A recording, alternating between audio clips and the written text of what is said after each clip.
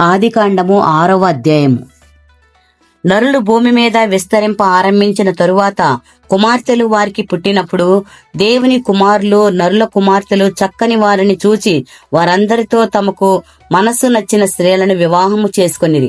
అప్పుడు యెహోవా, నా ఆత్మ నరులతో ఎల్లప్పుడూ నా వాదించదు. వారు తమ అక్రమ విషయంలో నరమాతులై ఉన్నారు. అయినను వారి దినములు 120 ఏండ్లగునెను. ఆ దినములలో నెఫూలేలును వారు భూమి మీద నుండిరి, తరువాతను ఉండిరి. దేవుని కుమారులు నరుల కుమార్తెలతో పోయినప్పుడు వారికి పిల్లలను కనిరి. పూర్వకాలమందు పేరు పొందిన శూరులు వీరే. నరుల చెడుతనము భూమి మీద గొప్పదనియు వారి హృదయము యొక్క తలంపులోని ఊహాంతయు ఎల్లప్పుడూ కేవలము చెడ్డదనియు యెహోవా చూచి తాను భూమి మీద నరులను చేసినందుకు యెహోవా సంతాపము నొంది తన హృదయములో నొచ్చుకొనెను.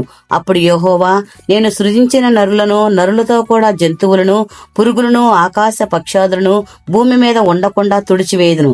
ఏలయనగా నేను వారిని సృజించినందుకు సంతాపము నొంది ఉన్నాను నేను. అయితే నోవహు యెహోవా దృష్టి యందు కృప పొందినవాడాయెను. నోవహు వంశావళి ఇదే. నోవహు నీతిపరుడును తన తరములో నిందారహితుడనై ఉండెను. నోవహు దేవునితో కూడా నడిచిన వాడు. షేము, హాము, యాపెతను 3 కుమారులను నోవహు కనెను. భూలోకము దేవుని సన్నిధిని చెడిపోయిండెను. భూలోకము బలాత్కారంతో నిండియుండెను.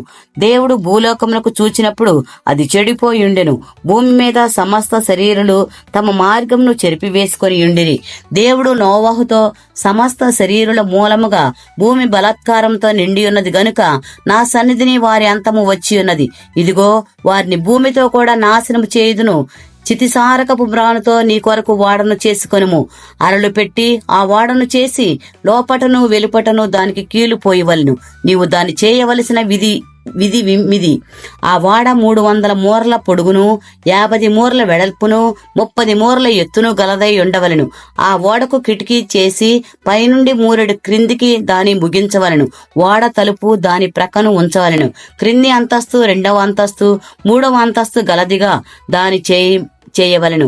ఇదిగో, నేనే జీవవాయువు గల సమస్త శరీరులను ఆకాశ క్రింది ఉండకుండా నాశనము చేయుటకును భూమి మీదికి జలప్రవాహములు రప్పించుచున్నాను.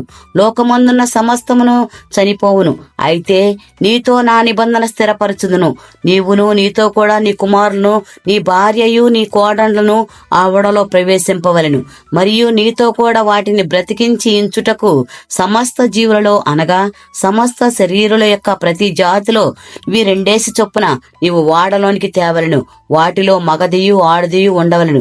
నీవు వాటిని బ్రతికించి ఉంచుటకై వాటి జాతుల ప్రకారము పక్షుల్లోను, వాటి జాతుల ప్రకారము జంతువుల్లోను, వాటి జాతుల ప్రకారము నేలను ప్రాకు వాటన్నిటిలోను ప్రతి జాతిలో 2 చొప్పున నీ యొద్దకు అవి వచ్చును.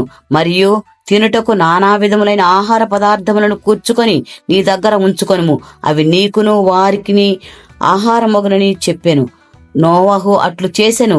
దేవుడు అతనికి ఆజ్ఞాపించిన ప్రకారము యావత్తు చేసెను. దేవుడి పరిశుద్ధ వాక్యం దీవించునుగాక. ఆమేన్.